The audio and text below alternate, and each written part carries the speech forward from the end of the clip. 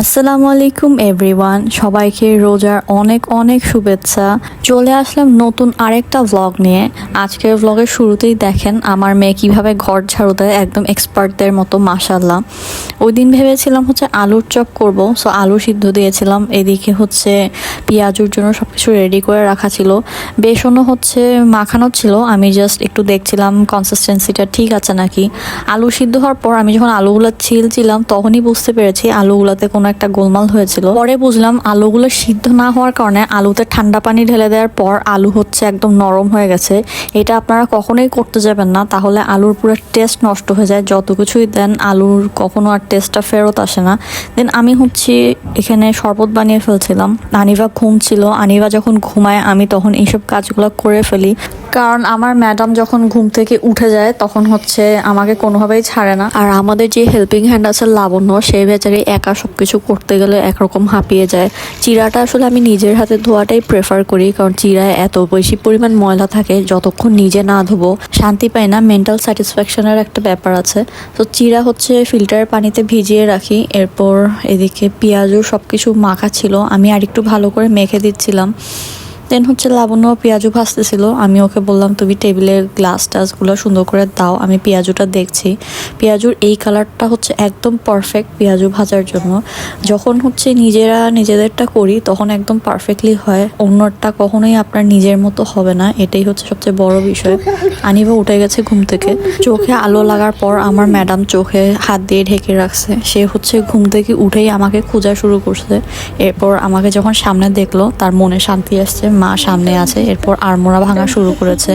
এদিকে আমি লাবণ্যকে বলেছিলাম বেগুনি ভাজার সময় আমাকে ডাকতে, বাট আনিবা যেহেতু উঠে গেছে সে জানে আমি আসতে পারবো না, আমার ম্যাডামের হচ্ছে আমাকে ছাড়ার মুড হবে না। সো লাবণ্য সব ভাজা শুরু করে দিয়েছিল। আমি গিয়ে লাস্টের হচ্ছে কয়েকটা ভাজলাম। এই বেগুনি জিনিসটা কে আবিষ্কার করেছে কে জানে, বাট এত বেশি মজা লাগে খেতে। অনেকেই আছে ইফতার বাইরে থেকে কিনে নিয়ে আসে, বিশেষ করে বেগুনি, আলুর চপ, এইসব জিনিস। বাট আমার মনে হয় বাসায় যে বেগুনি বানানো হয় ওইটার টেস্ট কোনো কিছুর সাথেই হচ্ছে পাল্লা দেওয়া যায় না। বাসার জিনিস সবসময় বেস্ট হয়, বাট কিছু জিনিস রেস্টুরেন্টেরই মজা। আনিবার প্লেট তো অবশ্যই সবার আগে রেডি করা লাগে। দেন আমি টেবিলে হচ্ছে চিড়া, চানা বুট এগুলো দিয়ে রাখছি। এগুলো হচ্ছে আগে থেকে প্রিপেয়ার করা থাকে আমাদের। চানা বুটটা হচ্ছে করে হট বক্সে ঢুকিয়ে রাখা হয়।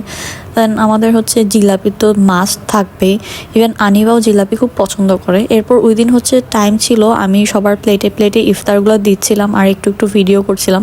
নর্মালি হয় কি এমন লাস্টের দিকে আমাদের ইফতারি করা হয়, সব কিছু নিয়ে রাশ হয়ে যায়, তাড়াহুড়া হয়ে যায়, ভিডিও করার মতো টাইমই থাকে না।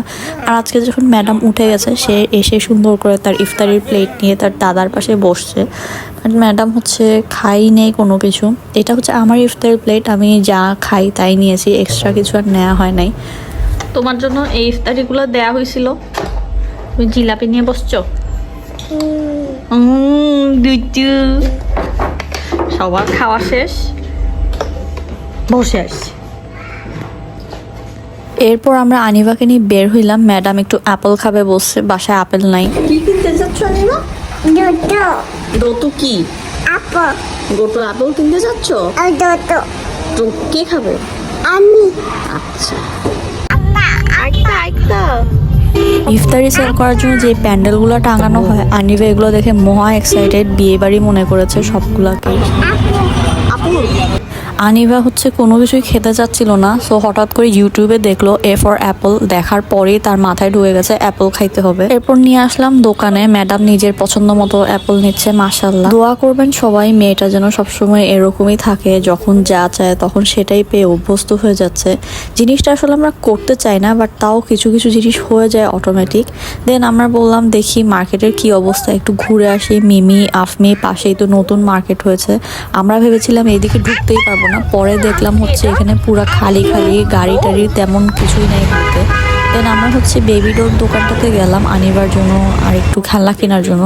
ওই দিন ওর জন্য হচ্ছে আমরা যে কাটিং সেটটা নিয়েছিলাম ওইটা ছিল ভেজিটেবল সেট, ওইটার মধ্যে একটা ফ্রুটের সেট আছে। সো আমার হাজব্যান্ড বললো ফ্রুটের সেটটাও নিয়ে নিই। কি মা ফ্রুটস হবে?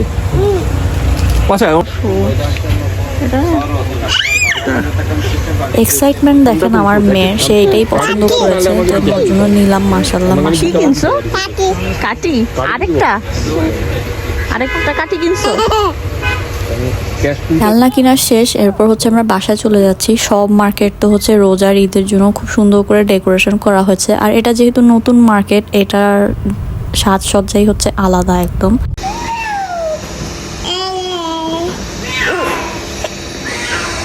কি করে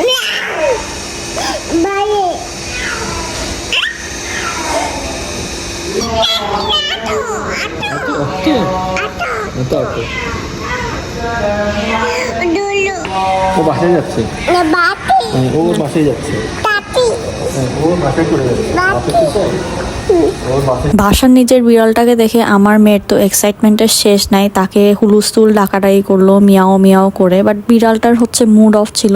আনিবাকে দেখেন, তার ব্যাগপত্র একদম সামলায় সামলায় সে হাঁটছে, কোনোটাই হাত থেকে ছাড়ে না। বাসার দরজার সামনে এসেও বললাম মা দাও, বাট সে কিছুতেই আমাকে দিবে না। একটা হচ্ছে ওর ব্যাকপ্যাক, সব কিছু থাকে এটার ভিতর।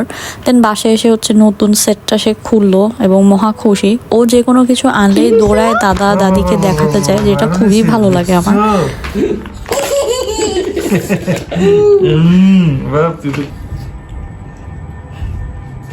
খাচ্ছ না কেন? এত কাহিনী করে কিনে আনলা, খাবা না? ওমা খাবে না বলে এত কষ্ট করে অ্যাপল আনলাম, সে হচ্ছে অ্যাপল আর খাচ্ছেই না, আবার দাদার রুমে আসছে। সো ভ্লগ এখানেই শেষ করে দিচ্ছি। এতক্ষণ পাশে থাকার জন্য থ্যাংক ইউ সো মাচ। আমাকে কমেন্টে জানাবেন আমার ভিডিও আপনাদের কেমন লেগেছে।